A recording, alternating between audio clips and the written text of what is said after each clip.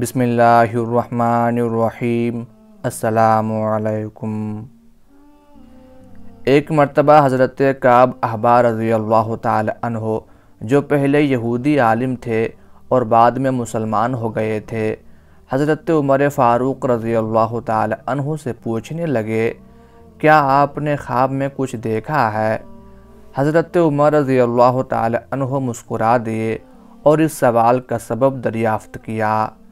حضرت کعب احبار کہنے لگے، ہماری کتابوں میں ذکر ہے کہ اس امت میں ایک ایسا شخص ہوگا جسے خوابوں کے ذریعے امت کے معاملات کے لیے رہنمائی فراہم کی جائے گی۔ حضرت عبداللہ بن عمر رضی اللہ عنہما فرماتے ہیں، حضرت عمر رضی اللہ تعالی عنہ کی زبان سے جب بھی کوئی جملہ نکلتا کہ میرا گمان اس طرح ہے تو وہ گمان سچ ثابت ہو جاتا۔ آپ کے دور خلافت کا واقعہ ہے کہ ایک غیر معمولی شکل و شباہت کا آدمی آپ کے قریب سے گزرا۔ حضرت عمر رضی اللہ تعالی عنہ نے اسے دیکھ کر فرمایا، میرے خیال میں یہ شخص دور جاہلیت میں کاہن تھا، اسے میرے پاس لاؤ۔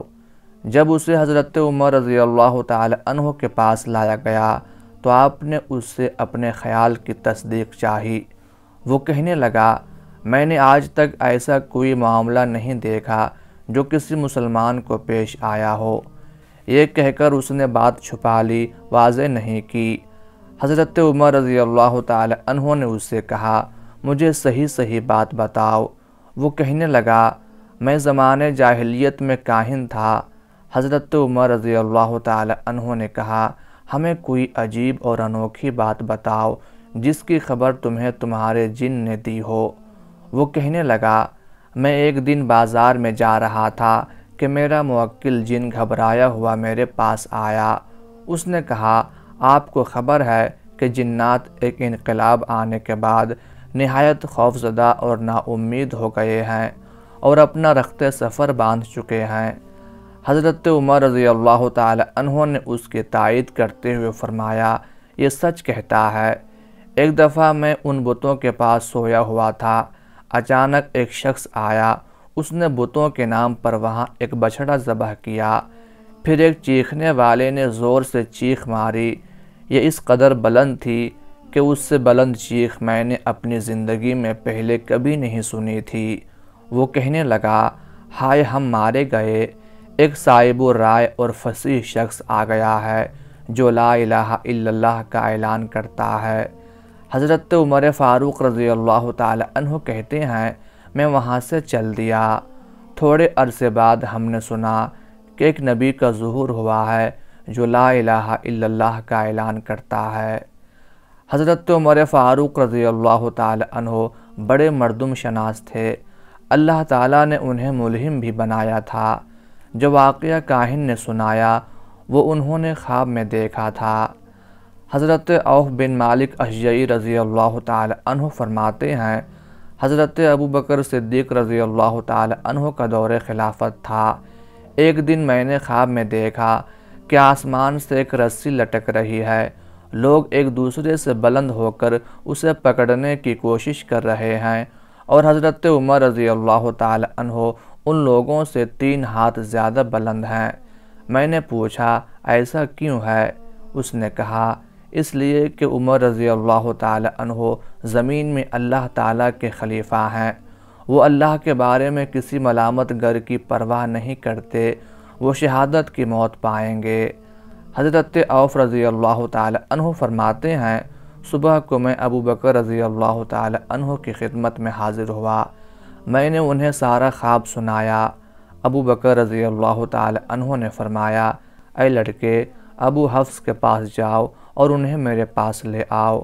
حضرت عمر رضی اللہ تعالی عنہ وہاں آ گئے۔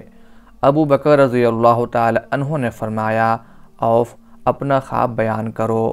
جب میں بیان کرتے کرتے ان الفاظ پر پہنچا کہ وہ زمین میں اللہ کے خلیفہ ہیں تو حضرت عمر رضی اللہ تعالی عنہ نے فرمایا، بھلا سویا ہوا آدمی یہ سب کچھ دیکھ سکتا ہے؟ حضرت عوف رضی اللہ تعالی عنہ فرماتے ہیں، پھر باقی خواب حضرت ابو بکر صدیق رضی اللہ تعالی عنہ نے عمر رضی اللہ تعالی عنہ کو سنایا۔ جب عمر رضی اللہ تعالی عنہ جابیہ تشریف لائے اور خطبہ ارشاد فرمایا تو مجھے بلایا اور اپنے ساتھ بٹھایا۔ خطبہ سے فارغ ہوئے تو فرمایا اب مجھے اپنا خواب سناؤ۔ میں نے عرض کیا آپ نے اسے بیان کرنے سے روک دیا تھا۔ حضرت عمر رضی اللہ تعالی عنہ نے فرمایا اس وقت میں نے تمہیں ٹال دیا تھا۔ ایک روایت میں اس طرح ہے کہ حضرت عوف رضی اللہ تعالی عنہ نے کہا آپ نے اس خواب کو غلط قرار نہیں دیا تھا۔ حضرت عمر رضی اللہ تعالی عنہ نے فرمایا نہیں، مجھے تو صرف ابو بکر رضی اللہ تعالی عنہ سے حیا آ گئی تھی، لہٰذا اب وہ خواب سناؤ۔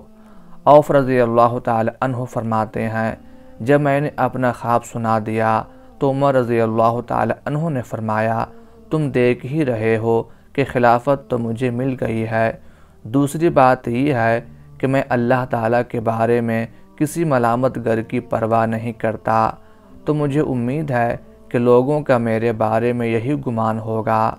شہادت کے بارے میں سوچتا ہوں کہ بھلا یہ کیسے ممکن ہے، میں تو جزیرہ عرب میں رہتا ہوں۔